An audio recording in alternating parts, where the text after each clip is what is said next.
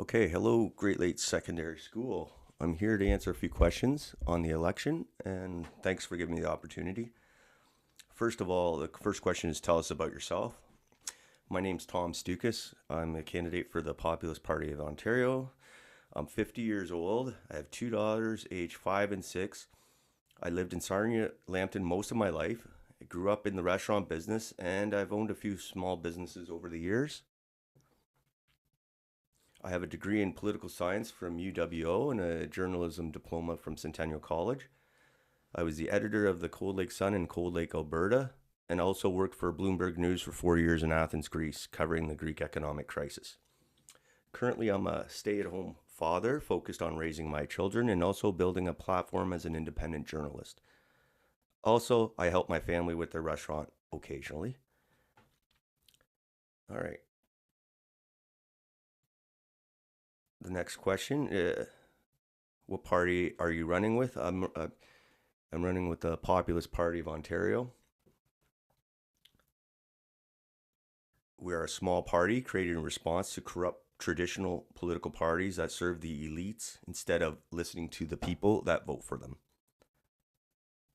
So, the next question, what are the key policies that your party is concerned about? So, the policies we are concerned about are the ones that cater to elite interests instead of serving the people. We oppose globalist policies that seek to concentrate power in the hands of wealthy elites instead of listening to the will of the people. These include carbon taxes imposed on businesses and individuals, households, with unconstitutional COVID mandates, woke ideology infecting schools and workplaces. We also oppose military ventures abroad, such as the war in Ukraine. And for what reasons are you running as a candidate with this party? Okay. I was offered the opportunity to run in this surprise election at the last minute. I've been critical of this government for years, so I decided to put my money where my mouth is and run because I care about my kids' future and I can't bear to see the province deteriorate further under Doug Ford. What has the current Ontario government done well? There's not many things I would say they did well. The one thing I've been very critical of the government over the last 5 years. I would say the one good thing they did was eliminate the vehicle sticker renewal fee, which helps struggling people a bit. It's one less thing to pay for, I guess. What has the current government done poorly? So many things, but one of the most critical failures among many was the response to COVID. Ontario had the most draconian measures in North America, and it resulted in a lot of harm to individuals and businesses. Also, Ontario has failed to keep up, has failed to keep housing prices and rents at reasonable levels, and also to keep dangerous criminals locked up.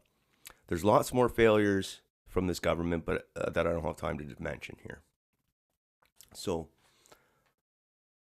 if elected, what will your first priorities be? So, my first priorities. Right now, I'm very alarmed by the homelessness and drug addiction on the streets of Sarnia that you would associate with downtown Toronto. This is the visible part of the problem. The less visible part that worries me is people who can't afford rent and have to live in someone's basement or a homeless shelter. On top of that, there are people who are housed but spend most of their income on shelter, so there's a lot of stress in those households. This all happened on Bob Bailey's and Doug Ford's watch, so it's pretty disgraceful, really. Okay. What would you say to someone who's unsure who to vote for but is willing to consider voting for you? I would say to them that the Liberals and Conservatives have taken turns governing over the last few decades, and the results have been disastrous. These corrupt parties need to go into the dustbin of history.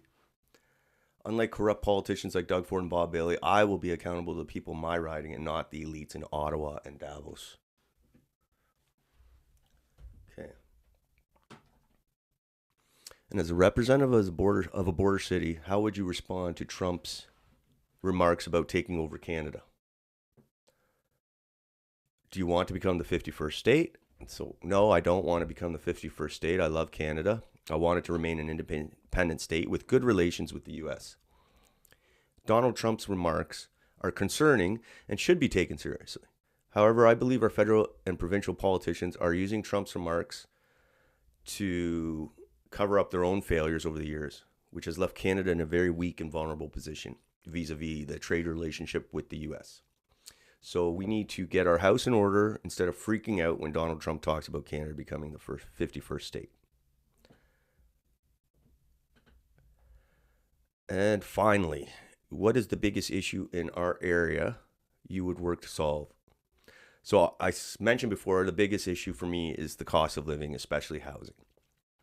And there's many things that contribute to this. First of all, I would support an end to mass immigration, which has driven up housing costs over the past 10 years. So the less people, the less demand for housing, hopefully the price goes down. Our federal government also needs to stop printing excessive amounts of money, and the federal government and province need to stop running huge deficits because it encourages inflation and real estate asset bubbles. And at the municipal level, we need to remove redundant regulations that hinder development for lower priced housing and co-ops so we can get more of those affordable housing built, but without the government owning it all and running it. So yeah, a lot of stuff I want to work on. So I hope you guys thought these answers were interesting, and I want you guys, when you're old enough to vote, please get involved in politics, because everything they do in Ottawa and Toronto affects you, and you guys are the future. So good luck. Thanks.